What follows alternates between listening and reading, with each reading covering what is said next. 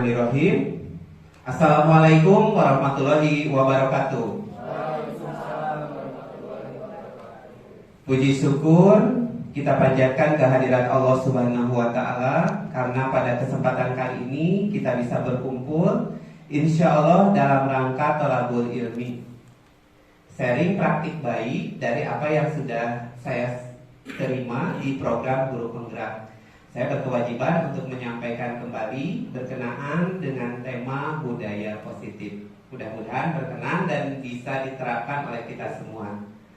Salawat dan salam mudah-mudahan terlimpah curahkan pada junjungan kita Nabi besar Muhammad Sallallahu Alaihi Wasallam beserta keluarga, sahabat, kerabat dan pengikutnya hingga akhir zaman. Amin ya Allah ya Rabbal Alamin.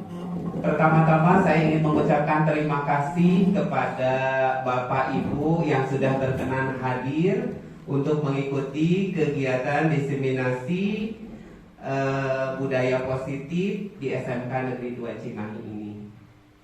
Yang kedua, saya mohon kerjasamanya berkenaan dengan materi yang akan disampaikan ini adalah materi yang penting. Jadi kita buat kesepakatan kelas terlebih dahulu, yaitu kita akan belajar. Niatkan kita akan belajar, fokuskan hati pikiran kita untuk menerima ilmu yang akan kita dapatkan. Kita sama-sama belajar agar nanti pada saat implementasi di kelas bisa diterapkan dengan baik. Nah, hal pertama yang ingin saya sampaikan dari budaya positif ini adalah berkenaan dengan disiplin Bapak dan Ibu. Karena memang budaya positif itu kental kaitannya dengan disiplin. Disiplin di sini ada beberapa hal yang harus kita garis bawahi. Biasanya kalau disiplin itu hubungannya dengan apa, coba Bu Epta? Kalau disiplin biasanya hubungannya dengan apa Bu Epta? Dengan aturan, betul. Kemudian penerapan aturan. Ketika tidak mengikuti aturan biasanya apa yang terjadi? Ada punishment atau hukuman. Betul. Nah, hari ini kita akan mengubah paradigma berkenaan dengan penerapan budaya positif. Jadi nanti disiplinnya juga adalah disiplin positif. Bagaimana kita nanti menerapkan aturan tanpa melalui hukuman. Jadi kita mencoba untuk memunculkan motivasi intrinsik dari dalam diri siswa, supaya siswa nanti tidak merasa terpaksa untuk mengikuti aturan. Nah, nanti ada tahapannya seperti apa. Maka masuk ke slide selanjutnya. Nah, di sini sebelum kita masuk ke budaya positif, ada beberapa fondasi yang harus kita pahami sebelumnya. Yaitu yang pertama berkenaan dengan filosofi Ki Hajar Dewantara. Nah, filosofi Ki Hajar Dewantara ini luar biasa. Bapak pendidikan kita itu mendefinisikan pendidikan itu adalah proses untuk mewujudkan kebahagiaan dan keselamatan siswa yang setinggi-tingginya, baik sebagai pribadi maupun sebagai anggota masyarakat. Ini suatu hal yang luar biasa. Jadi bagaimana filosofi ini kita teladani. Jadi kita segala sesuatu harus berfokus pada murid untuk apa? Untuk menciptakan keselamatan dan kebahagiaan. Keselamatan dan kebahagiaan ini baik sebagai individu maupun sebagai anggota masyarakat. Sehingga dalam proses pembelajaran kita juga harus bisa menyampaikan internalisasi siswa di masyarakat seperti apa. Tanggung jawab di dalam diri, disiplin diri harus muncul, kemudian disiplin dengan orang lain juga harus muncul. Jadi bagaimana memperlakukan diri dengan baik dan memerdekakan orang lain ketika kita berhubungan. Itu mungkin yang harus diteladani dari nilai filosofi pendidikan Ki Hajar Dewantara. Kemudian ada nilai dan peran guru penggerak. Ini juga sama. Kita sama-sama sebagai guru, dan suatu saat Bapak dan Ibu yang ada hadir di sini akan menjadi guru penggerak juga. Insya Allah di sini banyak hal yang harus jadi masukan buat kita selama kita mengajar. Banyak sekali hal-hal yang miss dari dalam diri kita. Nah, dengan nilai dan peran guru penggerak ini, kita kembalikan tugas pokok fungsi kita sebagai guru sebetulnya harus seperti apa. Kemudian, nah ini kemudian ada visi guru penggerak. Ini juga visi sangat penting, di mana visi ini adalah bagaimana cara kita bermimpi ke depan, kemudian bagaimana kita akan merealisasikannya. Nah, di sini juga sama ada tahapan yang harus kita lalui melalui inquiry apresiatif. Nah, inquiry apresiatif itu seperti apa? Nanti kita akan bahas. Nanti ada untuk mempermudah bagaimana proses perubahan yang terjadi itu menggunakan namanya kanvas baja. Nah, kanvas baja seperti apa nanti akan saya kupas juga. Selanjutnya kemudian budaya positif. Nah, budaya positif nanti ini berhubungan satu sama lain. Ini akan kita bahas juga bagaimana budaya positif berkorelasi dengan filosofi, budaya positif berkorelasi dengan nilai dan peran, kemudian budaya positif berkorelasi dengan visi guru penggerak. Nah, ini dia korelasinya. Jadi di sini memang tadi sudah disampaikan bahwa menurut Ki Hajar Dewantara, proses pendidikan itu adalah proses untuk menuntun segala kodrat, baik kodrat alam maupun kodrat zaman. Berarti kodrat alam itu adalah kodrat yang dimiliki oleh siswa. Jadi tuntutannya harus dipenuhi, kebutuhannya harus dipenuhi, kenyamanannya harus dipenuhi. Kemudian kodrat zaman harus sesuai dan relevan dengan nilai-nilai update teknologi. Kemudian nilai-nilai yang betul-betul mendukung nilai budaya bangsa yang terkandung dalam profil pelajar Pancasila. Jadi sekali lagi tujuannya adalah menyampaikan siswa menjadi bahagia dan selamat setinggi-tingginya sebagai anggota masyarakat dan sebagai individu sendiri. Kemudian untuk mewujudkan ini tentu saya butuh lingkungan yang kondusif. Untuk itu kita harus menciptakan bagaimana di sekolah kita menjadi sekolah yang menerapkan budaya positif. Kemudian yang selanjutnya adalah koneksi dengan nilai guru penggerak. Ada nilai, kemudian ada peran guru penggerak. Nah, nilai guru penggerak di sini guru penggerak, dan kita semua harus mandiri, kemudian harus reflektif, harus kolaboratif, harus inovatif, dan harus berpihak pada murid. Yang paling utama adalah kita harus berpihak pada murid. Bagaimana segala sesuatu harus kita hubungkan. Tujuannya adalah untuk meningkatkan, sekali lagi meningkatkan kompetensi siswa, meningkatkan kemampuan siswa untuk beradaptasi, sekali lagi untuk mencapai keselamatan dan kebahagiaan tadi. Kemudian peran guru penggerak juga sama. Di sini pemimpin pembelajar, menggerakkan komunitas praktisi, kemudian menjadi coach bagi guru yang lain. Nanti Bapak dan Ibu juga ada tugas seperti itu. Kemudian mendorong kolaborasi antar guru, termasuk kita hari ini kita berkolaborasi, kita saling memahami, kita berbagi persepsi, kemudian selanjutnya kita tindak lanjuti di lapangan.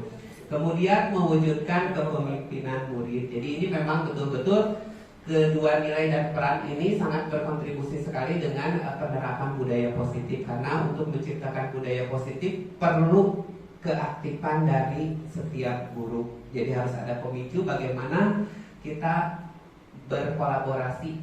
Nah, kolaborasi berarti butuh komunikasi, butuh pendekatan, sehingga bisa membuat orang lain sama-sama terinspirasi untuk bergerak. Selanjutnya koneksi yang selanjutnya juga berhubungan dengan visi. Nah, tadi visi guru penggerak adalah membuat perubahan positif. Nah, perubahan positif ini bagaimana diwujudkannya, bagaimana kita mewujudkannya, bagaimana kita membuat impian yang ideal supaya tadi mimpi-mimpi kita tentang sekolah yang ideal itu bisa terwujud. Sekolah yang ideal itu yang seperti apa? Sekolah yang memiliki budaya positif. Kemudian selanjutnya budaya positif. Nah, di sini untuk mewujudkan budaya positif itu ada beberapa hal yang harus kita rubah dalam pola pemikiran. Salah satunya adalah melihat aturan. Nah, untuk melihat aturan, bagaimana kita melihat aturan?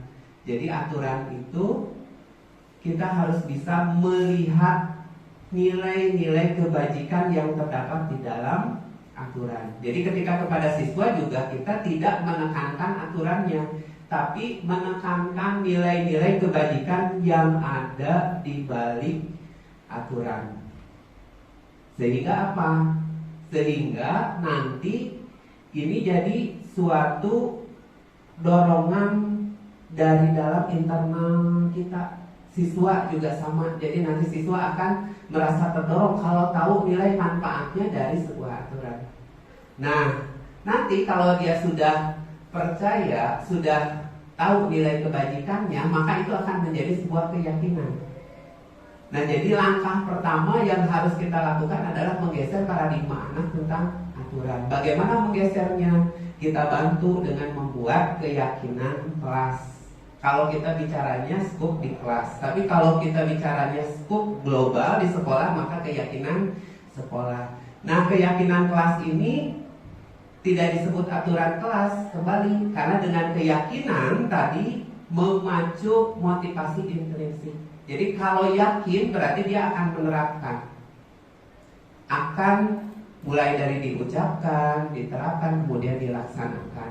Jadi keyakinan ini akan terpatri pada diri siswa.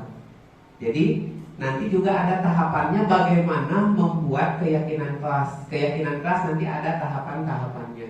Kemudian selain keyakinan kelas, kita juga menerapkan restitusi. Di sini ujung-ujungnya adalah segitiga restitusi. Jadi yang namanya penerapan disiplin tadi adalah dengan punishment atau hukuman. Nah, kalau di budaya positif itu dikenal dengan restitusi. Tahapannya ada 3, yaitu segitiga restitusi. Jadi bagaimana nanti proses dari pendisiplinan ini itu mendorong siswa untuk menjadi pribadi yang bertanggung jawab, fokus pada permasalahan tanpa mengkritik, tanpa menyalahkan, tapi fokus kepada permasalahan dan bagaimana menggiring siswa agar menjadi perilaku bertanggung jawab. Dalam hal ini, korban dari pelaku kesalahan, korban dari pelaku pelanggaran harus menerima ganti dari pelaku pelanggaran. Bagaimana diarahkan oleh kita, prosesnya seperti apa, nanti akan saya jelaskan. Kebetulan saya juga sudah membuat video berkenaan dengan segitiga restitusi ini. Jadi di sini kita akan banyak mengupas berkenaan dengan bagaimana membuat keyakinan kelas, kemudian bagaimana kita melakukan proses restitusi pada anak. Nah, untuk membuat keyakinan kelas, kemudian membuat restitusi, itu ada beberapa persyaratan. Nah, persyaratannya diantaranya tadi mulai dari disiplin positif, itu harus mulai kita gali. Silahkan dilanjutkan. Nah, konsep inti yang telah dipelajari di budaya positif ini ada 6. Yang pertama adalah disiplin positif. Nah, disiplin positif ini intinya adalah bagaimana nilai-nilai kebajikan itu kita bisa raih dan kita transfer kepada anak-anak. Mudah-mudahan anak-anak bisa menemukan nilai kebajikannya sendiri, sehingga proses keyakinan di dalam dirinya itu menjadi semakin mantap. Kemudian yang kedua adalah bagaimana melihat teori motivasi, hukuman, dan penghargaan. Nah, ini luar biasa sekali. Di teori motivasi ini nanti ada 3 teori motivasi yang melatar belakangi setiap tindakan manusia. Jadi setiap tindakan manusia itu ada 3 motif dasarnya. Nah, motif dasarnya apa saja? Karena satu, biasanya menghindari hukuman dan rasa takut, ketidaknyamanan, itu yang pertama. Kemudian yang kedua adalah penghargaan, ya karena ingin dihargai, ingin mendapatkan reward atau penghargaan. Kemudian yang ketiga itu adalah yang berhubungan dengan dia ingin menjadi pribadi yang seperti itu. Jadi pribadi yang menghargai diri sendiri, pribadi yang memang menjadi ideal bagi dirinya. Saya ingin seperti ini. Nah, inilah yang memang harus nanti kita arahkan supaya siswa juga dari menghindari hukuman bergeser ke penghargaan dan bergeser ke dia memang ingin menjadi pribadi seperti itu. Kemudian keyakinan kelas. Nah, nanti ada tahapannya tadi sudah dibahas. Nanti kita bicara keyakinan kelas itu seperti apa prosesnya dan dampaknya kepada siswa seperti apa. Kemudian yang selanjutnya adalah kebutuhan dasar manusia. Nanti ada 5 kebutuhan dasar manusia. Ini juga sangat penting karena hubungannya nanti kalau ada pelanggaran biasanya itu diakibatkan oleh tidak terpenuhinya kebutuhan dasar manusia. Jadi kita sebagai guru memiliki kewajiban untuk mengetahui 5 kebutuhan dasar manusia. Sehingga ketika ada pelaku pelanggaran dari siswa, kita bisa melihat, oh dia pemenuhan kebutuhannya yang 5 itu mana yang belum terpenuhi. Sehingga nanti kita akan lebih mudah mengarahkan sehingga tidak terjadi lagi pelanggaran. Karena semua kebutuhan dasar apabila sudah terpenuhi, maka secara teori insya Allah siswa akan belajar dengan fokus dan konsentrasi. Kemudian ada 5 posisi kontrol. Ini luar biasa yang saya agak sedikit nyesek nih berkenaan dengan 5 posisi kontrol. Jadi peran kita sebagai guru, apakah peran kita sebagai guru nanti jadi sebagai penghukum, apakah nanti pembuat rasa bersalah, apakah nanti sebagai teman, apakah sebagai pemantau, apakah posisi manajer. Nanti peran-perannya seperti apa nanti akan saya kupas. Berikut ada contoh videonya.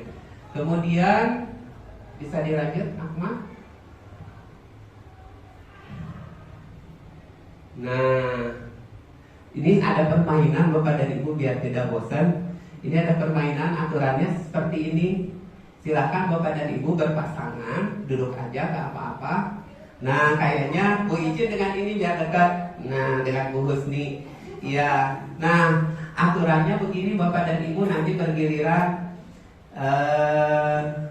Nanti Bapak dan Ibu yang satu berperan untuk membujuk, merayu agar membuka kepalan tangan dari temannya.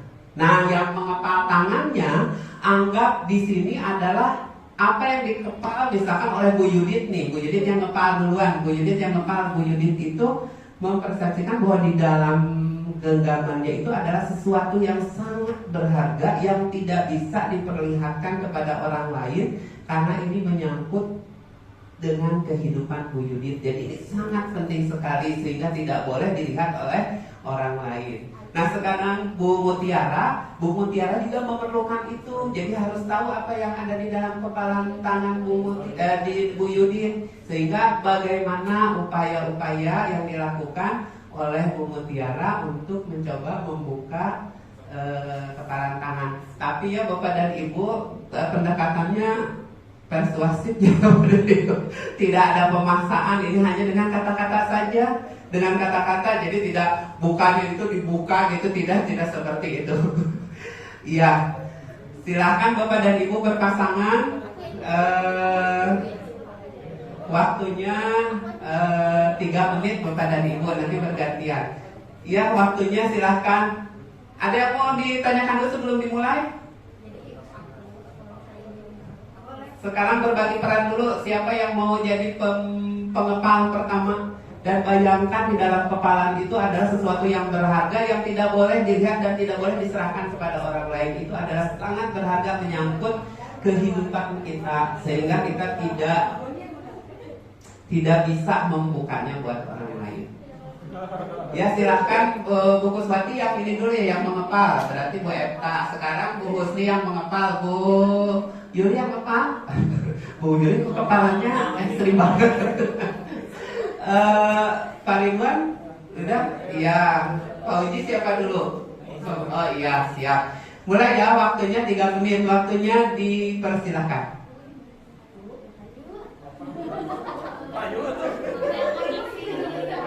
Jadi berapa nih gitu?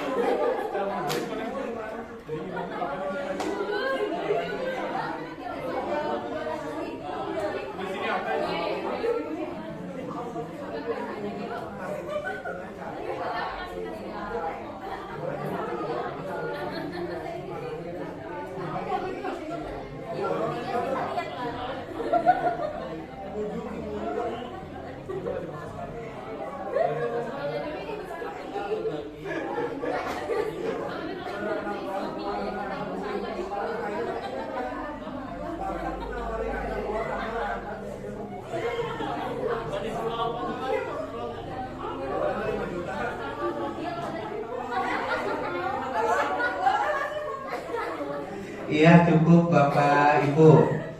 Sekarang gantian Bapak dan Ibu, gantian posisi, ganti posisi. Waktunya sama. Silahkan dimulai.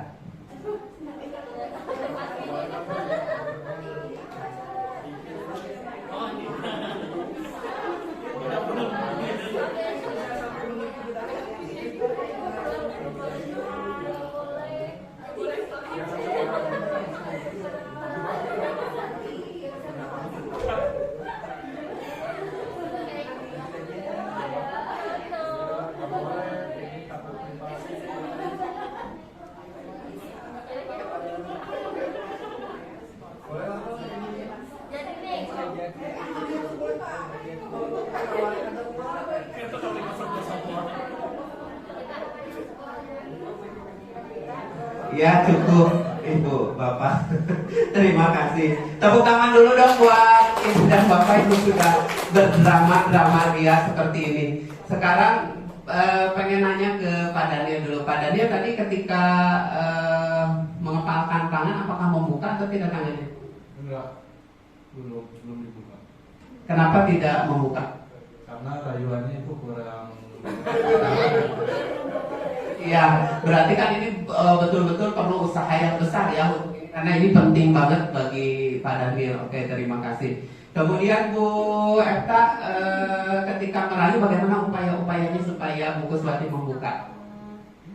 Berubah menjadi orang lain.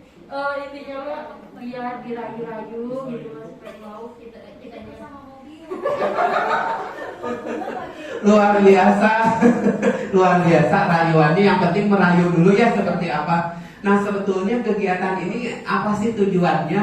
Saya juga sama diharuskan untuk melakukan hal yang sama dengan Bapak dan Ibu. Kita buka refleksinya seperti apa sih sebetulnya? Nah, apakah Anda atau B membuka kepalan tangan Anda? Mengapa? Apa alasan Anda atau B membuka kepalan tangan Anda? Apakah Anda dan B menutup kepalan tangan Anda? Mengapa? Apa alasan Anda atau misalkan Bu Yudit dengan Bu Mutiara menutup kepalan tangannya? Jadi kan ada dua kemungkinan ya, menutup atau membuka. Tentu saja orang-orang memiliki alasannya sendiri. Nah, tapi sebetulnya di sini adalah kita ingin menekankan bahwa kita membuka tangan atau tidak sebetulnya itu adalah kontrol diri kita. Kita tidak bisa dipengaruhi oleh orang lain. Bahwa yang bisa membuka tangan kita adalah diri kita sendiri. Jadi tidak dipengaruhi oleh unsur yang lain. Pada dasarnya seperti itu. Demikian juga kita terhadap murid. Kita tidak bisa mengontrol murid. Nah, ketika murid mengikuti apa yang kita sarankan bagaimana? Itu artinya siswa membiarkan dirinya dikontrol oleh kita. Pada dasarnya kita tidak bisa mengontrol. Tapi itu hanya kitanya saja membiarkan diri kita dikontrol oleh orang lain. Ketika nanti kita terbuka berarti kita membiarkan diri kita dikontrol oleh orang lain. Nah, ketika membiarkan berarti kan pilihannya sebetulnya ada di dalam kita, bukan dari orang lain tersebut, tapi karena kita ingin membuka kepalan tangan kita. Apapun alasannya, itu kontrol sekali lagi tidak bisa mengontrol orang lain. Jadi yang bisa hanyalah diri sendiri. Ketika kita melakukan sesuatu, yang bisa adalah diri sendiri, bukan dari orang lain. Ketika itu berupa bujukan, motivasi, hadiah dan sebagainya itu hanya bersifat temporer. Jadi itu tidak akan berlaku panjang. Jadi ketika siswa nanti menyadari bahwa apa yang disampaikannya itu tidak benar atau apa yang sudah disampaikannya sudah tercapai, maka tidak akan dilaksanakan lagi. Itu. Silakan dilanjutkan. Nah, ini. Nah, kita sendiri yang memegang kontrol atas kepalan tangan kita. Apa kita membuka atau menutup kepalan tangan kita itu tergantung pada diri kita masing-masing sesuai dengan kebutuhan dasar kita saat itu. Jadi 5 kebutuhan dasar kita apa nih yang belum terpenuhi? Kalau belum terpenuhi biasanya nanti terbuka. Tapi Bapak Ibu tertutup semuanya berarti kebutuhan dasarnya sudah terpenuhi Bapak dan Ibu. Silakan. Betul, jadi kontrol dirinya kuat gitu Bu. Jadi tidak karena unsur luar, jadi bukan karena motivasi ekstrinsik, karena motivasi ekstrinsik itu hanya bersifat sementara. Jadi tidak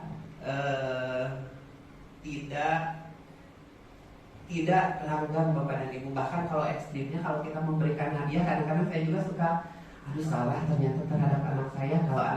Kalau ranking 1 dibeliin laptop, itu artinya kalau kita berasumsi seperti itu, kita mengasumsikan bahwa anak kita atau murid kita tidak mampu, sehingga untuk mencapainya itu harus diberikan dorongan ekstra. Jadi ketika kita memberikan penghargaan, sebetulnya itu adalah menghukum. Jadi yang asalnya motivasi yang ada di dalam diri tergeser menjadi motivasi yang berasal dari luar. Jadi yang sebetulnya penghargaan yang sejatinya itu adalah capaian dia ketika dia mencapai itu. Itu adalah capaian yang dia dapatkan ketika dia dapat ranking berapapun, capaiannya di situ itu jadi motivasi. Jadi jangan sampai nanti judulnya itu menghukum dengan penghargaan gitu. Itu yang luar biasa. Saya merasa bersalah dalam menjalankan tugas pendidikan ini. Nah, kita masuk ke teori motivasi. Di sini ada Diane Bose dalam bukunya Restructuring School Discipline, bahwa motivasi manusia itu ada 3 tadi yang sudah saya sampaikan. Yang pertama, menghindari ketidaknyamanan atau hukuman. Kemudian mendapatkan imbalan atau penghargaan dari orang lain. Kemudian untuk menjadi orang yang mereka inginkan dan menghargai diri sendiri dengan nilai-nilai kebajikan yang mereka percaya. Nah, ini kebanyakan.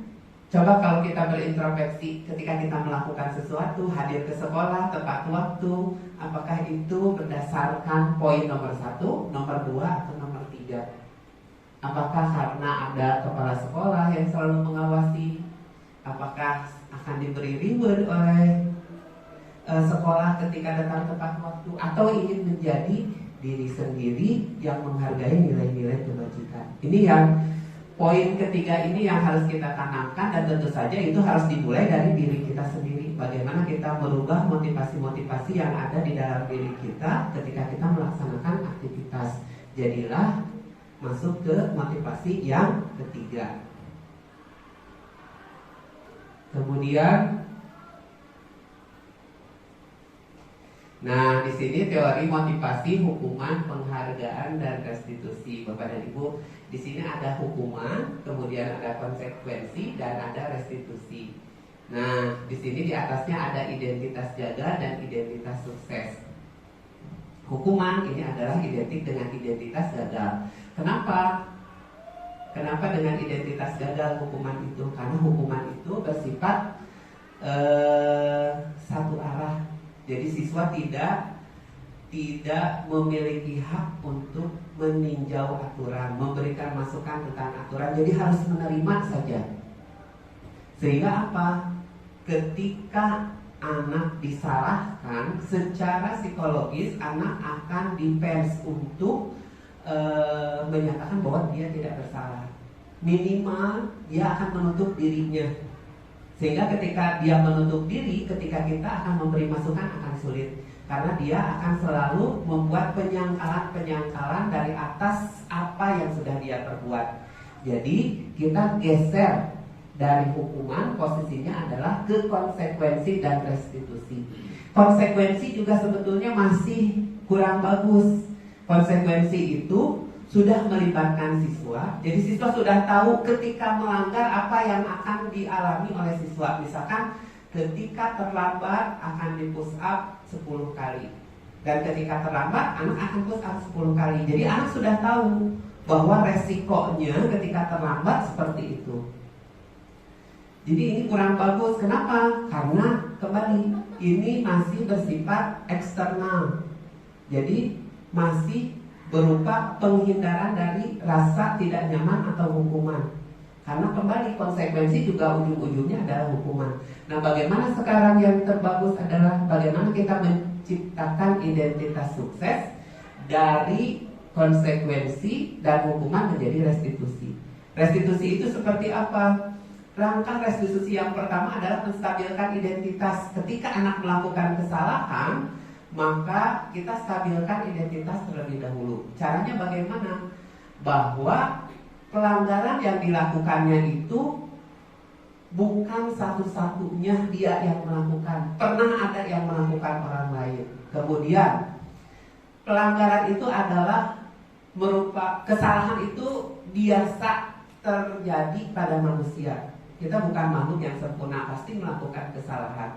Kenapa? Agar dia tadi menggeser identitas gagalnya menjadi identitas sukses. Bagaimana dia merasa dirinya tidak dihakimi, tidak dihukum oleh keadaan, tapi diterima terlebih dahulu. Sehingga pesan kita bahwa kita akan membantunya itu terasa oleh siswa. Jadi tidak langsung marah, tidak langsung menghukum, tapi kalau dengan restitusi kita terima dulu. Ya kita terima dulu, kita stabilkan identitasnya. Jadi dia jangan sampai merasa menyesal secara berlebihan, atau bahkan tidak merasa menyesal. Nanti ada tahapan kedua dan tahapan ketiganya seperti apa. Cuma di sini kita harus membedakan yang mana hukuman, mana yang konsekuensi, mana yang restitusi.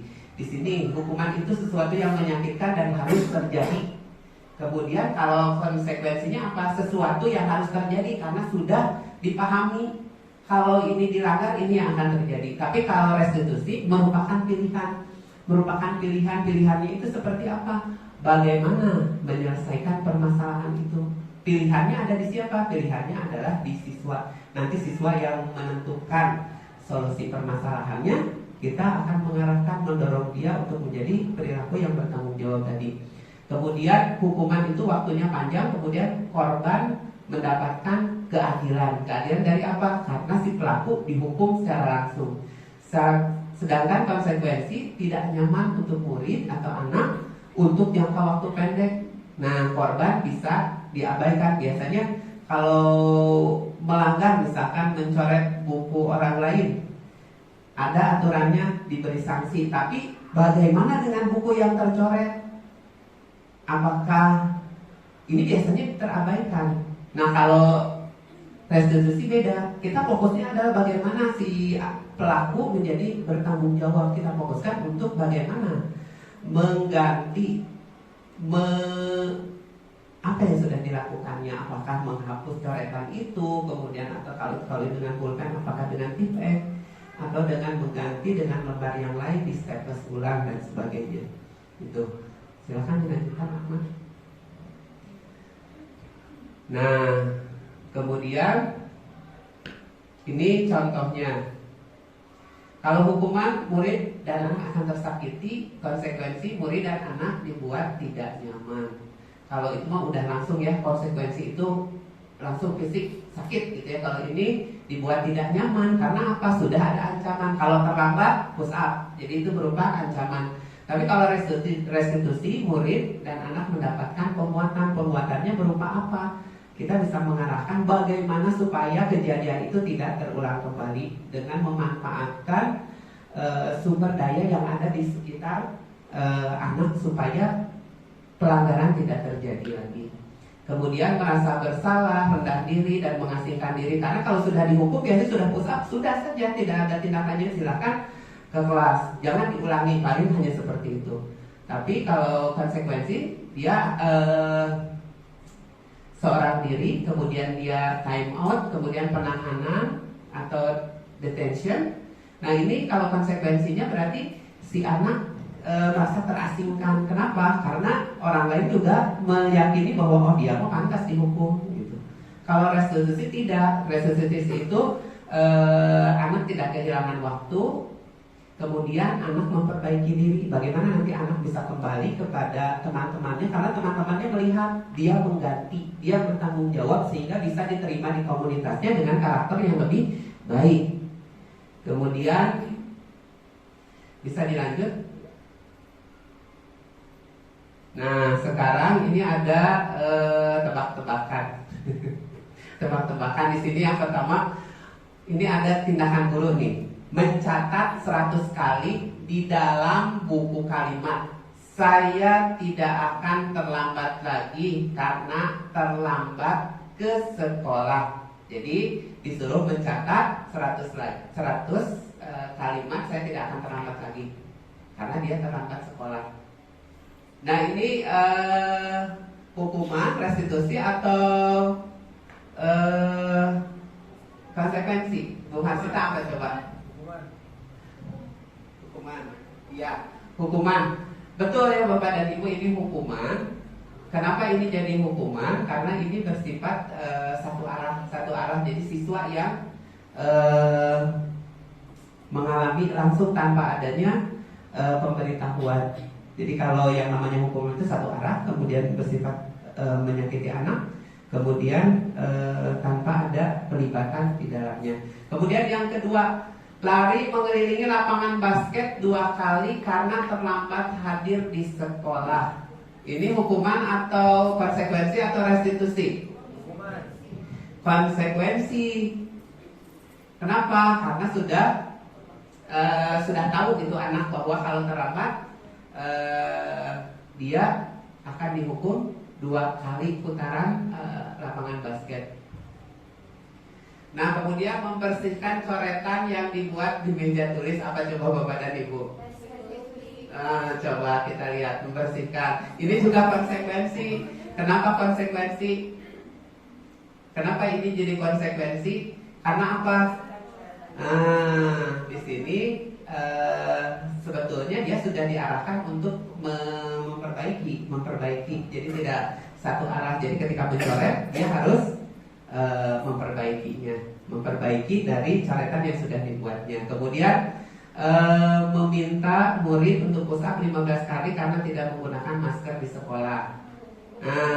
Iya, silakan Akmal, hukuman betul. Kemudian menggantikan kertas tugas teman yang telah dicoret-coret. Kalau menggantikan berarti konsekuensi, betul sekali. Kemudian berjemur di lapangan basket pukul 12 siang karena mengobrol dengan teman. Hukuman, ya betul Bapak dan Ibu. Luar biasa. Tepuk tangan buat Bapak dan Ibu yang sudah paham dengan apa itu hukuman dan mana yang konsekuensi. Nah ini yang disebut dengan dihukum dengan penghargaan Bapak dan Ibu. Ini Al-Fiqhon ini dia mengubahkan baik penghargaan maupun hukuman adalah cara-cara mengontrol perilaku orang. Padahal tadi kita tidak bisa mengontrol ya, yang menghancurkan potensi pembelajaran yang sesungguhnya. Jadi sebetulnya kalau kita memberikan hukuman, memberikan penghargaan itu sebetulnya menghancurkan Bapak dan Ibu. Padahal kan saya juga suka melaksanakan sebelum mempelajari ini, sebelum mempelajari teori ini. Jadi setelah ini mudah-mudahan Bapak dan Ibu juga tidak menerapkan hukuman dan penghargaan, tapi menerapkan restitusi. Karena sekali lagi bahwa yang namanya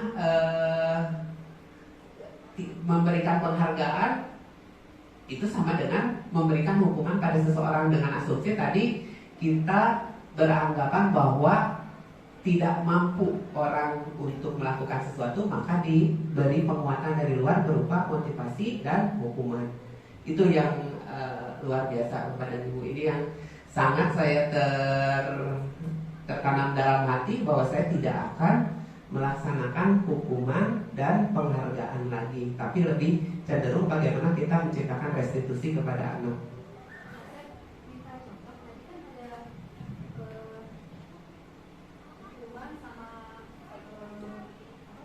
Restitusi sama konsekuensi.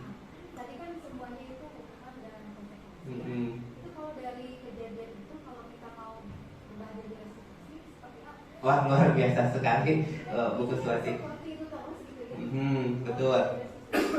Nah, untuk restitusi nanti ada tahapannya Bu untuk mencapai restitusi. Jadi tahapannya yang pertama adalah kita bagaimana menstabilkan identitas. Kemudian yang kedua itu adalah memvalidasi kesalahan. Yang ketiga adalah menanyakan keyakinan yang dilanggar. Jadi ini untuk restitusi itu ada 3 tahapan proses yang tidak bisa dihilangkan salah satunya. Jadi harus runut, jadi distabilkan dulu supaya anak jadi menerima ketika akan mendapatkan masukan dari kita. Nah, di memvalidasi tindakan yang salah, justru nanti kita akan lihat sebetulnya motifnya apa anak itu melakukan hal ini. Nah, nanti kita geser anak, sebetulnya dia bisa melakukan hal yang lebih baik lagi dari ini. Jadi tidak cukup dengan menstabilkan identitas saja, ini bahaya, tapi harus divalidasi tindakan yang salahnya. Kemudian nanti bagaimana keyakinannya itu kita pertanyakan, yang sudah dilanggar yang mana sehingga dia menyadari oh saya sudah melanggar ini dan akan kembali. Nah nanti seperti apa restitusinya nanti akan dibahas di depan. Ini sengaja memang Bu di hanya konsekuensi dan hukuman restitusinya disimpan di belakang. Nanti kita akan bahas ya Bu ya. Selanjutnya, nah ini restitusi.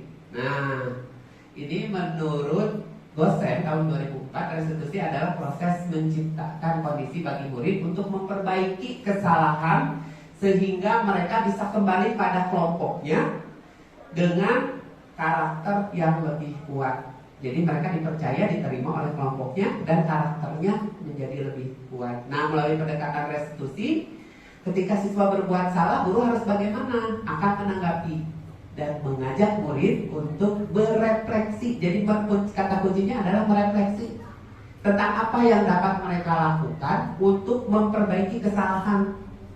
Jadi fokusnya adalah bagaimana memperbaiki kesalahan. Dengan memperbaiki kesalahan sehingga dia nanti akan menjadi pribadi yang lebih menghargai dirinya sendiri dan menghargai orang lain. Kemudian pendekatan restitusi tidak hanya menguntungkan korban saja, tapi juga pelaku juga. Pelaku akan terkuatkan motivasi internalnya. Jadi tersadarkan, kemudian dia juga akan diterima oleh komunitasnya.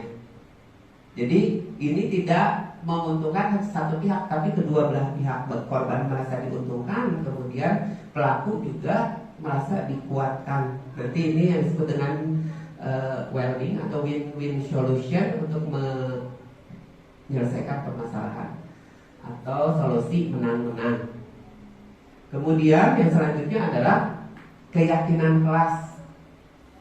Nah Bapak dan Ibu, untuk menerapkan restitusi, tadi kita butuh disiplin positif. Disiplin positif itu harus didukung oleh teori motivasi, kemudian didorong oleh 5 kebutuhan dasar. Nah sekarang kita perlu keyakinan kelas juga, karena nanti di tahap akhir segitiga restitusi kita akan menanyakan menanyakan tentang keyakinan di tahap ketiga itu, menanyakan keyakinan kelas. Kenapa keyakinan kelas? Mengapa tidak peraturan kelas saja? Tadi sudah dibahas di awal. Dengan keyakinan itu lebih memotivasi intrinsik daripada siswa. Kalau aturan itu sekali lagi bersifat satu arah dan lebih cenderung memaksa, sehingga siswa mengikutinya karena menghindari hukuman, menghindari rasa tidak nyaman dan penghargaan biasanya. Tapi kalau restitusi tidak, jadi dia motivasi intrinsik karena dia memang ingin jadi pribadi yang bertanggung jawab, pribadi yang seperti yang dia inginkan. Kemudian selanjutnya, nah di sini ada penerapan, bagaimana sih menerapkan budaya positif, menerapkan kesepakatan kelas itu seperti apa? Hal yang paling utama adalah bagaimana kita berkolaborasi dengan murid, membuat kesepakatan keyakinan kelas. Jadi sekali lagi intinya adalah bagaimana kita meraih ide-ide gagasan dari siswa supaya dia mengeluarkan hal-hal yang dia yakini, jadi betul-betul terakomodasi oleh kita. Jadi bagaimana ide-ide siswa itu merasa diambil oleh kita dan dijadikan sebagai sesuatu nilai keyakinan yang diyakini oleh bersama. Kemudian bersama murid menentukan budaya positif mewujudkan keyakinan kelasnya. Kemudian membuat catatan khusus tentang perilaku anak. Nah ini catatan ini penting sebagai nanti jejak konseling yang kita akan lakukan ke anak, sehingga nanti akan dilihat rekapnya seperti apa, akan memudahkan kita ketika kita memberikan perlakuan penanganan pada anak. Kemudian membuat angket evaluasi baik pada guru maupun kepada siswa. Kemudian di sini tahapannya seperti apa sih membuat keyakinan kelas? Tadi sudah dibahas. Satu diantaranya adalah bercurah pendapat tentang peraturan yang disepakati. Dan sebetulnya kita hanya melihat dari aturan yang sudah ada biar cepat, kemudian dicari nilai kebajikannya. Pasti itu nanti anak akan muncul, oh iya Pak seperti ini. Kemudian yang kedua, mencatat semua masukan. Kemudian catatannya itu harus terlihat oleh anak ketika kita sedang melakukan diskusi di kelas, sedang mengakomodasi curah gagasan. Ketika ada gagasan harus dituliskan dan terlihat oleh siswa sehingga seluruh siswa akan aktif mengikuti jalannya pembentukan keyakinan kelas. Kemudian gantilah kalimat-kalimat bentuk negatif menjadi positif. Misalkan tidak berlari-lari di koridor, tapi diganti berjalanlah ketika di koridor gitu. Jadi kalimat tidaknya itu dihilangkan tapi dengan kalimat positif. Jadi sebetulnya maknanya sama. Jadi ketika kata tidak di awal itu sudah langsung menjadi tadi di dalam hati siswa sudah ada penyangkalan-penyangkalan, sehingga kenapa ketika jangan tengok jadi orang itu suka nengok. Karena apa? Karena tadi penyangkalan-penyangkalan tadi. Jadi kita coba arahkan semua yang kita buat dalam keyakinan kelas berupa nilai-nilai yang positif. Kemudian tinjau kembali curah pendapat yang dicatat, temukan nilai kebajikannya atau keyakinan dari peraturan itu. Jadi kita tidak hanya membuat aturannya saja, misalkan berjalan di koridor, tidak seperti itu, tapi apa nilai-nilai yang terkandung ketika berjalan di koridor. Misalkan menghindari kecelakaan yang bisa mencelakakan diri sendiri atau ke orang lain. Jadi nilai-nilai kebajikannya juga dimunculkan, sehingga disitulah pematrian terhadap nilai keyakinan. Jadi anak diajak untuk berpikir, oh ternyata betul seperti itu. Kemudian tinjau ulang keyakinan kelas secara bersama-sama. Ini penting Bapak dan Ibu, jadi mengajak anak untuk melihat kembali dari daftar yang sudah kita buat. Jangan sampai terlalu banyak, karena ini akan sulit diingat dan sulit untuk diterapkan. Jadi buatlah secara, jangan terlalu banyak tapi menyeluruh. Jadi bersifat global. Jadi kebajikan-kebajikan global seperti menjaga kebersihan, kemudian saling menghormati diri sendiri, menghormati orang lain, kemudian mengerjakan tepat waktu, konsentrasi belajar di kelas. Nah, hal-hal yang umum seperti itu yang bisa membingkai seluruh aktivitas yang ada di kelas. Kemudian setelah keyakinan selesai dibuat, maka semua warga kelas dipersilakan meninjau ulang sekali lagi, kemudian menyetujui dan menandatangani. Jadi kalau bisa dirayakan gitu, bahwa kita sudah mendeklarasikan ini, kita menyepakatinya. Nah, kemudian selanjutnya adalah kita dokumentasikan agar semuanya bisa terlihat setiap saat, sehingga anak-anak terkuatkan setiap melihat apa yang sudah mereka buat. Selanjutnya ini ada contoh selanjutnya. Nah ini di sini saya mencoba membuat keyakinan kelas dengan anak-anak di kelas 11 TPB, di mana saya memberikan kertas spotlight kepada anak-anak. Kemudian kertas itu diberikan kepada anak-anak kelas ideal yang kita inginkan itu seperti apa. Jadi kita bahasanya di sini, karena ideal itu kan berarti kenyamanan bagi kita sebagai guru dan sebagai siswa juga. Jadi berlaku dua arah, dan mungkin lingkungan di sekitar juga jangan sampai terganggu. Nah, ketika kita menciptakan kelas yang ideal, berarti kita harus bagaimana? Nah, itulah yang akan kita jadikan keyakinan kelas. Jadi anak ditugaskan secara individu menuliskan keyakinannya agar kelas ideal itu bisa terwujud. Jadi keyakinannya ada di situ, misalkan saya ingin setiap siswa itu saling menghormati. Itu ada yang pas saya tidak mau dibully. Nah, kalimatnya harus positif, kalimatnya harus positif. Berarti bagaimana kita arahkan menjadi saling menghormati, saling menghargai, baik diri sendiri maupun ke orang lain. Kemudian setelah itu bagaimana kita mendiskusikannya, itu yang paling penting, itu diskusikan dengan anak. Kemudian ini jadi mau nggak jadi keyakinan kelas kita, mau nggak ini yang menciptakan kelas ideal kita jadikan keyakinan kelas. Kalau sudah yakin, nanti akan ditempel di dinding. Jadi masing-masing berargumen sehingga saling mempengaruhi dan saling menguatkan. Oh iya betul. Sehingga nanti ketika sudah diyakini itu oleh semua, baru ditempel ke dinding. Setelah ditempel ke dinding, baru setelah itu dirayakan dengan foto bersama itu kemarin kepada ibu dan anak-anak itu merasa enjoy. Dan alhamdulillah setelah penerapan itu saya merasa kelas itu lebih tertib. Karena apa? Mereka terikat dengan keyakinannya. Ketika mereka melakukan pelanggaran, mereka akan teringat dengan apa yang ditempel di dinding. Kebetulan itu dinding itu yang papan tulis itu adalah papan tulis lama yang tidak dipakai, sehingga saya menggunakan papan tulis yang ini, jadi ini akan tertempel terus di kelas gitu Bapak dan Ibu. Selanjutnya apa? Nah, kalau sudah kita membuat keyakinan kelas, nah ini kebutuhan dasar, ini sangat penting, harus kita miliki, harus kita pahami. Ada 5 kebutuhan dasar. Yang pertama adalah kebutuhan dasar bertahan hidup. Ini yang paling dasar sekali. Ini biasanya menyangkut kebutuhan fisik manusia, ya, kebutuhan fisiologis. Jadi kayak rasa lapar dan sebagainya. Ini yang kedua adalah kebutuhan kasih sayang. Bagaimana kebutuhan kasih sayang ini diperlukan oleh setiap orang. Jadi memang rasa kasih sayang ini sangat besar pengaruhnya, dan itu harus terpenuhi baik di rumah maupun di sekolah. Kemudian penguasaan, kebutuhan pengakuan atas kemampuan yang dia miliki. Jadi dia terlihat eksis dengan kemampuannya. Kemudian yang keempat adalah kebebasan. Bagaimana siswa di kelas itu akan terasa diberikan kebebasan. Siswa akan lebih senang ketika dikasih pilihan mau misalkan mau menjawab pertanyaan yang A atau pertanyaan yang B, daripada dia menjawab satu pilihan. Biasanya dia pengen dikasih pilihan, dan pilihan itu memang salah satu dari 5 kebutuhan dasar, ya, kebebasan.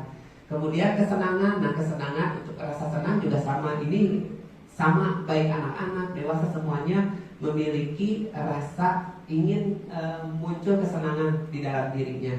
Nah, yang paling mendasar itu dari kelima ini adalah ketika anak melakukan pelanggaran, itu kita harus paham dari 5 itu mana yang dia butuhkan. Misalkan butuhnya karena penguasaan atau karena butuh kesenangan. Kita akan lihat di slide selanjutnya, ini ada ilustrasinya seperti apa. Ada contoh kasus. Nah, Ibu Ambar, guru wali kelas 2A di SD Pelita Hati, sedang bingung menghadapi ulah salah satu murid di kelasnya, yaitu Doni. Beberapa anak di kelas 2A telah datang padanya dan mengeluhkan Doni seringkali meminta bekal makan siang mereka dengan paksa. Jika Anda menghadapi situasi seperti Ibu Ambar, apa yang akan Anda lakukan? Menurut Anda, kira-kira apa alasan Doni melakukan hal itu? Kita lihat permasalahannya. Doni merebut bekal makanan orang lain. Ketika survival, dia akan menjawab seperti ini.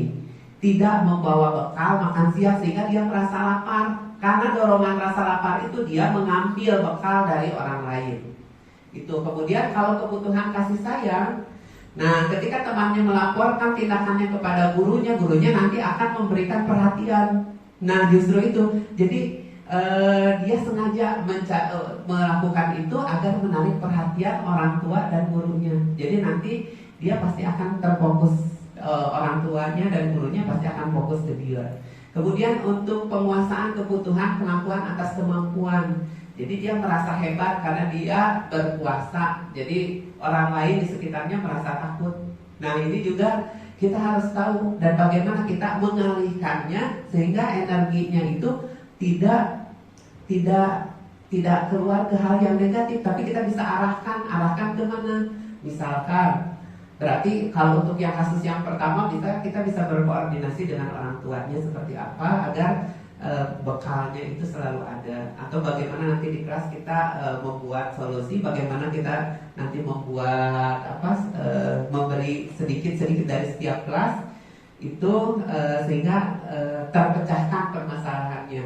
Demikian juga dengan penguasaan, biasanya anak ini diberikan kepercayaan saja oleh guru untuk mengelola apa sehingga energinya itu teralihkan ke sana. Kemudian yang keempat itu adalah pemenuhan kebutuhan atas dasar kebebasan. Nah, jawabannya akan seperti ini. Dia merasa bosan dengan bekal makanan yang dibawa ibunya di rumah. Jadi dia ingin bekal yang bervariasi. Berarti kita juga akan memberikan solusi kepada orang tuanya agar memberikan bekal secara bervariasi supaya tadi apa, tidak mengganggu teman-teman di sekitarnya. Kemudian kesenangan. Nah, kalau kesenangan dia akan menjawab seperti ini karena iseng saja. Kalau dia melakukan itu, dia sangat senang melihat ekspresi teman-temannya yang cemberut, yang marah, sehingga tampak terasa lucu bagi dia. Nah, dari kelima ini kita harus tahu, kita harus gali kepada anak sebetulnya motifnya apa melakukan sesuatu sehingga kita mudah untuk memberikan perlakuan tambahannya untuk memperbaiki, untuk restitusi. Nah, ini 5 posisi kontrol dari Diane Gosen. Ini sangat luar biasa. Yang pertama adalah sebagai penghukum. Nah, sebagai penghukum, silakan itu videonya diklik, bisa?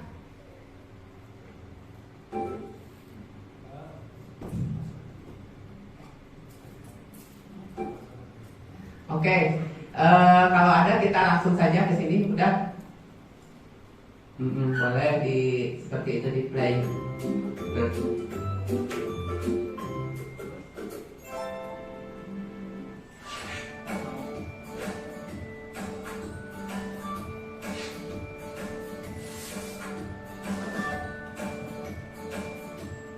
Halo, Bapak Ibu Guru calon guru penggerak. Video ini akan menampilkan 5 adegan interaksi guru dan murid. Silakan menonton dan merefleksikannya.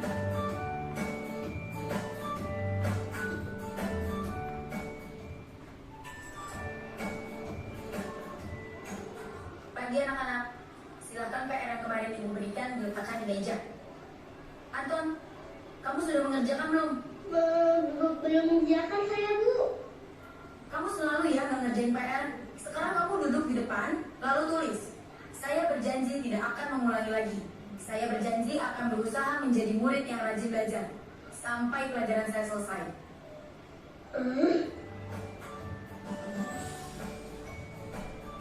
Pagi anak-anak, hari ini ada tugas ya. Ada yang belum mengerjakan? Anton, kamu sudah mengerjakan? Belum, Pak. Kamu gak ngerjain tugas ya. Kamu mau jadi apa nanti? Kamu lihat sekolah gak sih? Coba bayangkan orang tuamu betapa kecewanya sama kamu. Kamu itu sudah kelas 5, harusnya bertanggung jawab sama dirimu sendiri. Maaf, Bu, saya terlambat. Ya udah, nanti jangan diulangi lagi ya. Kalau kamu rajin, Ibu senang lihatnya. Ya, lain kali tepat waktu ya masuknya. Tos dulu dong. Kita kan teman. Wah, jadi kalau aku terlambat lagi, apa ya?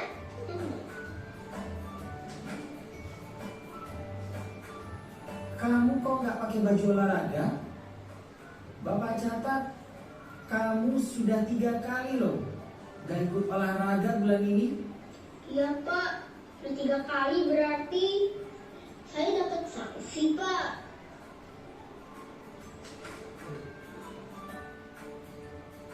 Ini, Bu, saya mengumpulin tugas. Maaf ya, Bu, saya terlambat mengumpulin tugas. Kenapa kamu terlambat mengumpulkan tugas?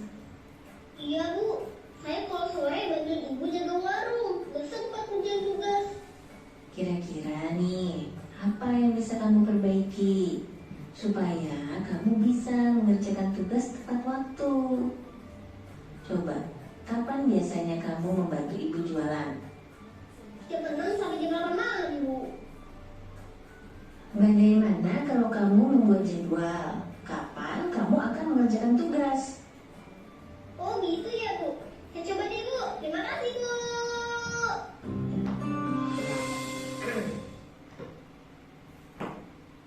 Nah, itulah 5 posisi kontrol yang diterapkan oleh guru. Biasanya ada 5. Nah, posisi kita ada di mana, Bapak dan Ibu? Apakah posisi yang pertama? Posisi pertama itu adalah posisi penghukum. Lihat ekspresi wajah gurunya. Wajahnya garang, kata-katanya tajam. Kemudian menyalahkan anak. Jadi fokus pada kesalahan anak. Kemudian lihat ekspresi dari siswa ketika endingnya seperti apa. Siswa marah juga, sehingga gurunya marah, siswanya marah. Tentu saja ini efeknya tidak baik. Apakah pernah menerapkan seperti itu Bapak dan Ibu? Iya. Kemudian yang kedua adalah posisi sebagai pembuat rasa bersalah. Biasanya seperti tadi. Jadi dihubungkan dengan orang tuanya yang sudah membiayainya, memberikan ongkos setiap hari, memberikan bekal, jajan dan sebagainya. Tapi dia menyia-nyiakan. Nah itu sama dengan memberikan rasa pembuat rasa bersalah. Ini efeknya juga tidak bagus. Jadi kita berpihak kepada siswa seperti apa. Jangan sampai siswa justru motivasinya itu down gitu ketika belajar. Jadi alasannya bukan itu. Jadi yang terbaik itu alasannya bukan itu. Justru itu akan melemahkan siswa. Sedangkan yang ketiga itu posisi sebagai teman. Sebagai teman memang baik, dekat dengan siswa, terjalin hubungan dengan baik. Tapi lihat endingnya pada siswa apa? Ketika saya melanggar lagi, saya tidak apa-apa. Karena apa? Karena akan dibantu untuk menyelesaikan permasalahannya. Dibantu oleh guru. Guru membantu menyelesaikan permasalahan. Jadi tidak mempermasalahkan apa yang sudah dilakukan oleh siswa. Sehingga terpatri di dalam dirinya, oh nggak apa-apa saya melakukan ini. Nanti juga dia, gurunya akan seperti ini lagi. Nah, posisi yang keempat itu adalah posisi pemantau. Ini lebih baik.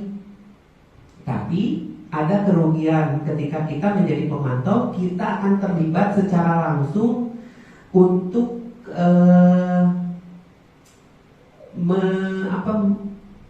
menerapkan konsekuensinya. Jadi ketika misalkan nanti pulang sekolah harus mengerjakan tugas ini karena kamu tadi terlambat. Berarti kita harus ada di situ untuk melihat anak untuk mengerjakan. Jadi kita nanti akan merasa capai kalau kita di posisi pemantau. Ini bagusnya apa? Dia sudah menghubungkan data dan fakta. Dia sudah terlambat berapa kali, kemudian terlambatnya berapa jam, dihubungkan dengan aturan sekolah. Nah, namun tindak lanjutnya yang tidak baik. Justru yang baik yang seperti apa? Gabungan antara teman dengan pemantau, di mana dia bersikap baik, nada-nadanya tidak menghakimi, tapi memberdayakan. Jadi mengarahkan fokus pada bagaimana solusi permasalahan itu bisa terpecahkan, dan terpecahkannya itu oleh siswa sendiri. Jadi siswa yang memecahkan masalah. Jadi kita tidak ikut terlibat secara langsung seperti pemantau, harus memantau, harus menunggu.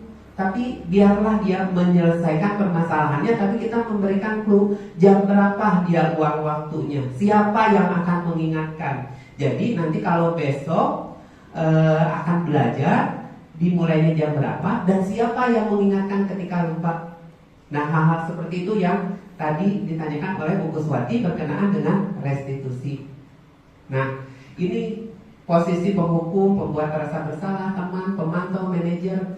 Nah, jadi intinya adalah bagaimana ketika kita mengontrol diri sebagai posisi manajer, memberdayakan murid agar murid kembali tadi menjadi perilaku yang bertanggung jawab dan kembali ke lingkungannya dengan karakter yang lebih kuat. Kemudian yang selanjutnya, nah ini juga sama, tadi sudah di video sudah disampaikan bagaimana ketika kita menerapkan sebagai penghukum, tadi nada, kemudian fokus ke hukuman. Kalau pembuat rasa bersalah akan bagaimana dia diarahkan si murid itu ke rasa kecewa akibat dari tindakan yang dilakukan. Nah, sebagai teman nanti dia akan melindungi, ini baik, tapi akan ketergantungan tidak baik. Nah, kalau pemantau biasanya bicara dengan aturan-aturan konsekuensi. Nah, kalau manajer lain, dia akan menanyakan keyakinan kelas. Jadi keyakinan kelas mana yang harus diperbaiki, keyakinan kelas mana yang harus ditingkatkan, yang dilanggar mana. Kemudian intinya adalah menguatkan karakter kalau manajer itu. Bisa dilanjutkan. Nah, inilah segitiga restitusi Bapak dan Ibu. Yang pertama, tahapan dasar adalah menstabilkan identitas. Biasanya untuk menstabilkan identitas, ini ada kalimat-kalimat pemantik yang membantu kita untuk menstabilkan identitas. Misalnya, kamu bukan satu-satunya yang melakukan kesalahan ini, ada juga yang pernah melakukan ini. Kadang-kadang ketika main game juga anak ada yang main game, Bapak juga suka main game, tapi Bapak menempatkan di mana Bapak harus main game, jadi tidak pada saat belajar. Kemudian setiap orang pasti pernah melakukan kesalahan. Jadi kesalahan itu di sini dianggap sesuatu yang wajar terlebih dahulu, tapi ini tidak boleh hanya menstabilkan identitas. Harus dilakukan tahapan yang kedua, yaitu validasi tindakan yang salah. Kita cari motifnya apa. Kamu tentu punya alasan mengapa melakukan ini. Nanti dia akan menjelaskan ternyata alasannya ini. Pemenuhan kebutuhan dasar yang 5 itu mana yang dia kurang. Kemudian adakah cara yang efektif yang kamu butuhkan? Adakah cara yang lebih efektif yang kamu butuhkan? Adakah cara yang bisa lebih efektif dari ini? Jadi di sini kita validasi bahwa ada enggak dari tindakan ini sebetulnya ada tindakan yang lebih baik enggak untuk memecahkan masalah. Jadi kita geser sedikit-sedikit. Jadi kita menyalahkan sebetulnya di sini. Adakah cara yang lebih efektif yang bisa kamu lakukan? Adakah cara yang lebih efektif yang bisa kamu lakukan? Berarti tindakan yang dia lakukan tidak tepat. Tapi kita dorong anak untuk menemukan, oh harusnya misalkan saya tadinya marah-marah di kelas, oh harusnya tidak marah-marah, cukup dengan berbicara saja sebetulnya selesai masalahnya. Nah, tapi itu siswa yang menjawab. Nah, kemudian kalau sudah dia tahu, oh ternyata yang lebih efektif seperti ini, kita tanyakan, berarti untuk menguatkan keyakinan kelas manakah yang telah kamu langgar? Keyakinan kelas apa yang telah kita sepakati? Kamu ingin menjadi orang seperti apa? Kita berikan pertanyaan-pertanyaan ini untuk membantu agar anak sekali lagi motivasinya muncul secara internal. Jadi motivasi untuk memperbaikinya itu internal, bukan karena ada paksaan atau dorongan. Dilanjutkan. Nah, ini ada contoh kasus yang saya alami di kelas. Akmal bisa ke atas sedikit. Itu ada judulnya. Nah, di ruang kelas saya sedang melaksanakan kegiatan pembelajaran diskusi tentang proyek membuat lamaran kerja dengan menggunakan Microsoft Office Word. Jadi anak harus membuat surat lamaran kerja dengan kriteria yang sudah ditentukan. Nah, ketika sedang belajar, saya memantau berkeliling, ternyata ada yang main game. Nah, ketika saya lihat, kaget gitu anaknya, kenapa main game? Nah, saya tidak lakukan restitusi di situ, tapi saya panggil supaya tidak jadi malu gitu anaknya, jadi biar tidak merasa terhakimi di depan umum. Selanjutnya, ini ada video. Ayo, Ratna silakan duduk.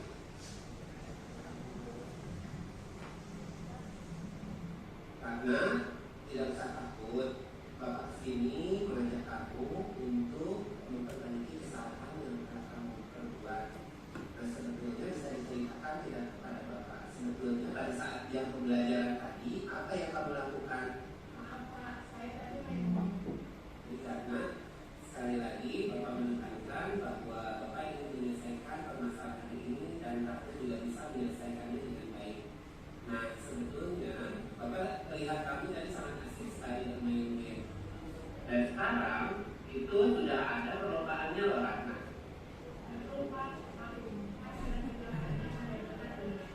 Ternyata wawasan kamu tentang game luas juga Ratna. Nah, tapi Ratna, sekarang kan kita sedang belajar. Bapak yakin pasti kamu ada alasannya kenapa pada saat jam pembelajaran kamu bermain game.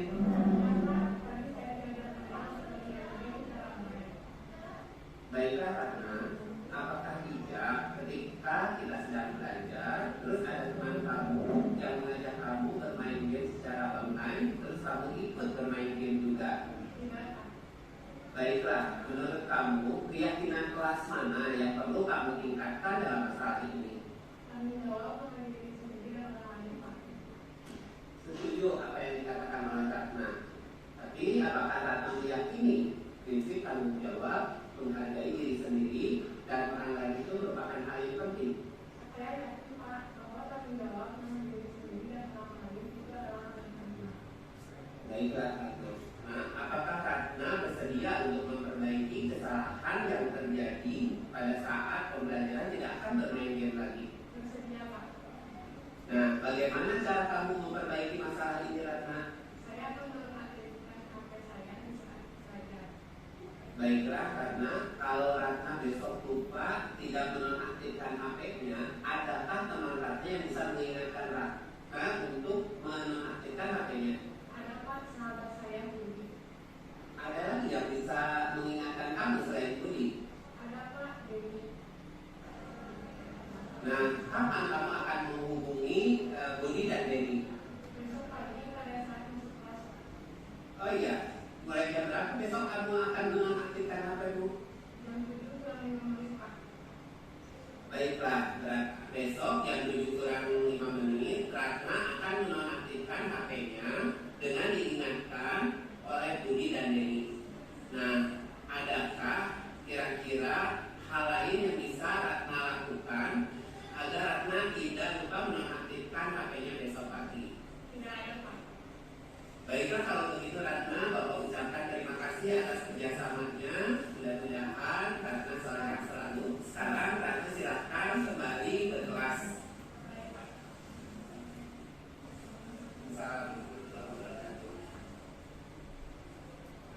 Nah, ini salah satu contoh penerapan segitiga restitusi.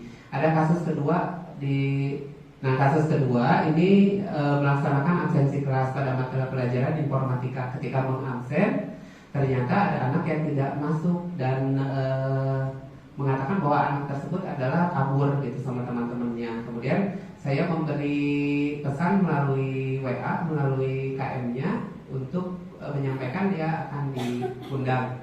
Ini berdasarkan dari kasus nyata Bapak dan Ibu. Akmal di ini. Cuma ininya menggunakan model untuk penerapannya. Silakan itu Ratna.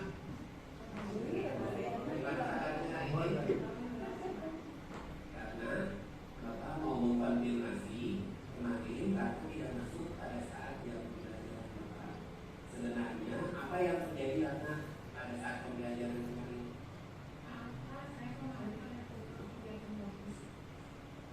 Ratna, kalau ada kumpul ekstrakurikuler sebetulnya ada prosedur yang harus ditempuh dan biasanya pembinanya itu memberitahu Bapak bahwa ada kegiatan, apalagi ini mengganggu proses pembelajaran. Jadi sebenarnya apa yang terjadi?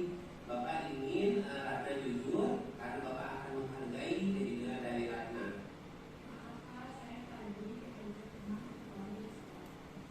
Karena kamu tidak usah takut. Bapak tidak menyalahkan kamu.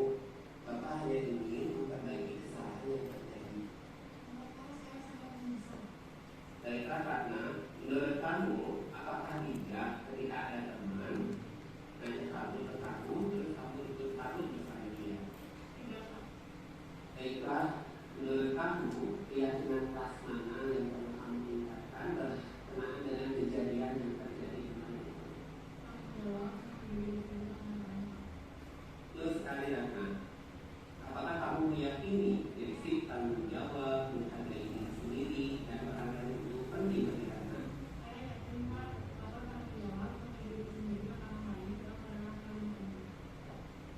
Baiklah Ratna, apakah kamu bersedia untuk memperbaiki kesalahan kamu di kemudian hari tidak akan kamu lagi pada saat jam pembelajaran?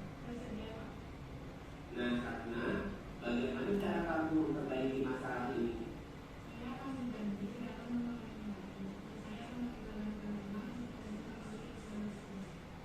Baiklah karena itu boleh dilakukan. Nah, tapi kalau besok ada yang mengajak lagi Ratna atau pada saat yang pembelajaran, apa yang akan Ratna lakukan?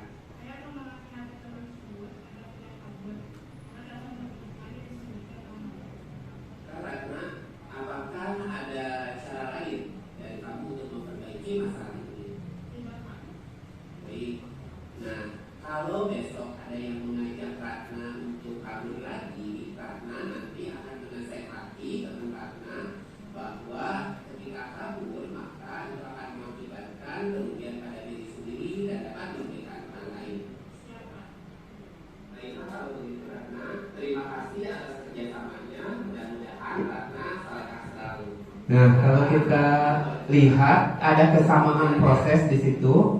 3 tahapan tadi dilakukan, mulai dari menstabilkan identitas, kemudian memvalidasi tindakan yang salah, kemudian menanyakan keyakinan kelas.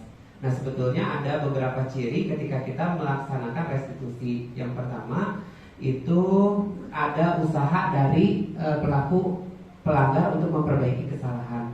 Kemudian kalau itu terjadi korbannya itu harus mendapatkan ganti. Kemudian harus ada dedikasi waktu dari pelaku pelanggar kesalahan. Jadi dia harus mendedikasikan waktu. Kemudian waktunya juga harus terukur. Kemudian solusi yang diterapkan harus relevan dengan pelanggaran yang dilakukan. Jadi ada 5 kunci ketika kita melaksanakan restitusi. Jadi ada cirinya, ada 5 tadi. Kemudian tahapannya ada 3. Bisa dilanjutkan. Nah, ini adalah testimoni siswa ketika ketika setelah melaksanakan restitusi.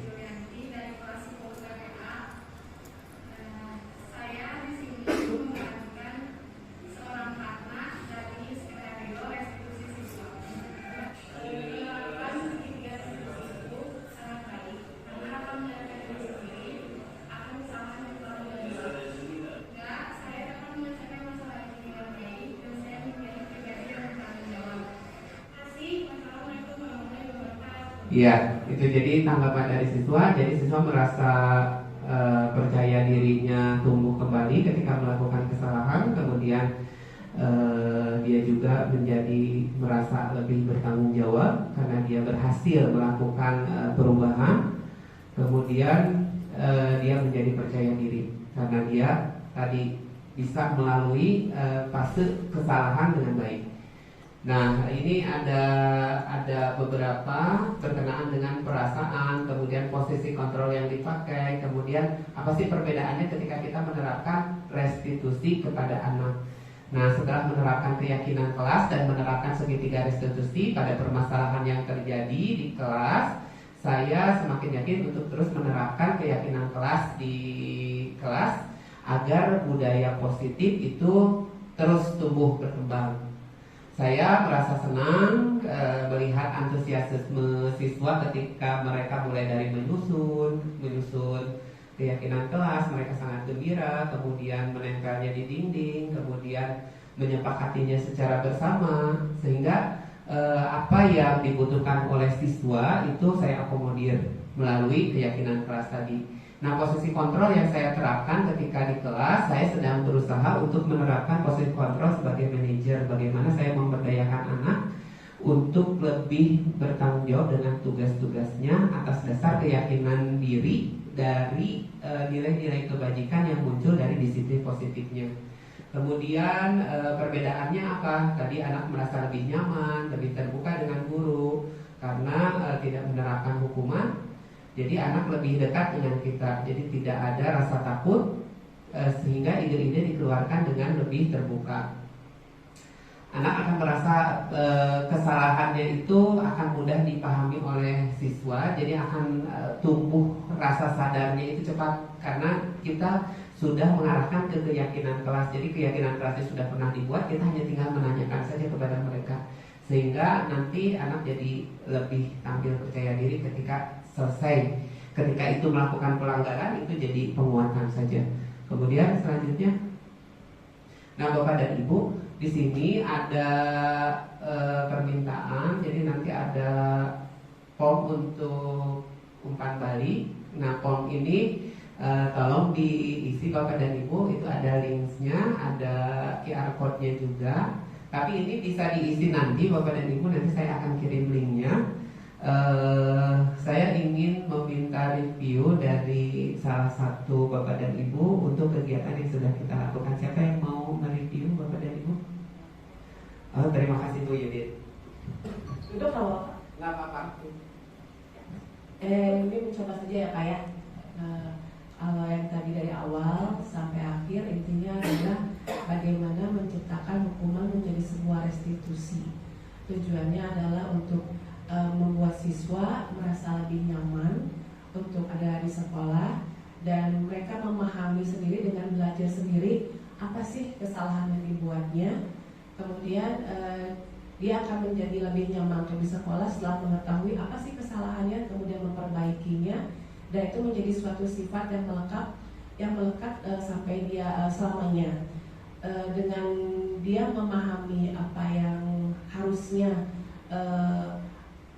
dengan siswa memahami disiplin yang seharusnya dia lakukan selama di sekolah maupun di luar sekolah, tentunya akan membuat dia menjadi berkembang, mengembangkan juga kemampuannya, kemudian dia menunjukkan kemampuannya bahwa dia bisa menjadi sesosok individu yang lebih bermakna, yang lebih berprestasi, dan juga buat diri sendiri terutama, dan juga buat sekolahnya. Selain itu juga mungkin dari pihak sekolahnya juga mampu mendengarkan apa sih kebutuhan siswa di sekolahnya, kemudian bagaimana membantu siswa dalam mengatasi kesulitan yang dicapai yang dialaminya, kemudian membantu juga memberikan beberapa solusi agar dia memahami cara-cara untuk mengatasi masalah-masalah yang dihadapinya. Itu mungkin Pak. Tepuk tangan dulu Bapak dan Ibu, luar biasa ini Bu Yudit. Walaupun baru melihat sepintas, itu bisa merangkum semua apa yang sudah saya sampaikan, luar biasa sekali. Dan saya yakin Bapak dan Ibu yang lain juga sama, memiliki pemahaman dan wawasan yang sama. Nah, besar harapan saya itu adalah nanti diimplementasikan di kelas Bapak dan Ibu, mulai dari menerapkan disiplin positif, kemudian membuat keyakinan kelas, dan melaksanakan proses restitusi. Hal ini didukung oleh teori-teori Bapak dan Ibu. Saya sih berharap Bapak dan Ibu membiasakan untuk berliterasi. Bagaimana tadi ada 5 posisi kontrol, kemudian bagaimana 5 kebutuhan dasar, kemudian teori motivasi, kemudian teori hukuman itu sebetulnya seperti apa, teori penghargaan itu seperti apa, sehingga kita tahu apa yang kita laksanakan ini betul-betul memiliki dasar pengalaman empiris. Sekali lagi saya ucapkan terima kasih atas kesediaan Bapak dan Ibu mengikuti kegiatan diseminasi ini. Sekali lagi besar harapan saya Bapak dan Ibu menerapkannya di lapangan, karena memang saya berharap agar keyakinan kelas ini muncul di seluruh kelas di SMK Negeri 2 Cimahi, sehingga nanti tumbuh keyakinan sekolah. Jadi nanti secara global akan mudah ketika akan membentuk keyakinan sekolah, karena sudah diterapkan oleh Bapak dan Ibu di kelas secara spesifik dan terkontrol. Sekali lagi terima kasih. Mohon maaf segala kekurangan yang sudah disampaikan. Mudah-mudahan ini bermanfaat bagi Bapak dan Ibu, khususnya bagi saya sendiri sebagai pengingat dan penguat, sehingga saya bisa menerapkan dan Bapak Ibu juga bisa menerapkan di lapangan mengenai budaya positif ini. Billahi taufiq wal hidayah. Assalamualaikum warahmatullahi wabarakatuh.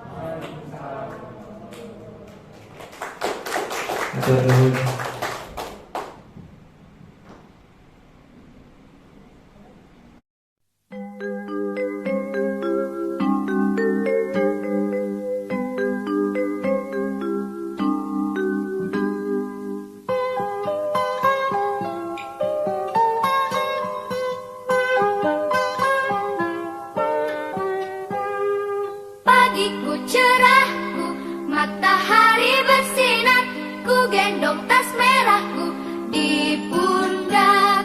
Selamat pagi semua, ku nantikan dirimu di depan kelasmu, menantikan kami. Guruku tersayang, guru tercinta, tanpamu apa jadinya aku? Tak bisa baca tulis, mengerti banyak hal, guruku